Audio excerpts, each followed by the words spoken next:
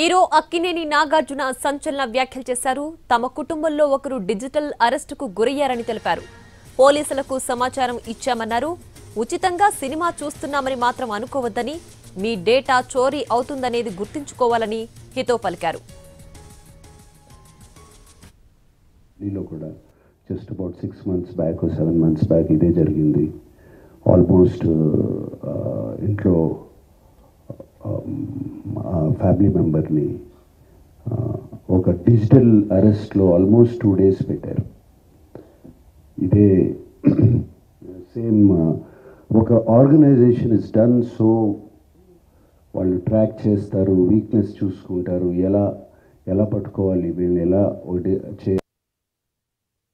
all the details, card account details, everything. And కేవలం మనం తెలియకుండా ఏదో ఒక వెబ్సైట్ ఏదో దొరికింది, ఇది ఇంట్రెస్టింగ్గా ఉందని చెప్పి వెళతాం.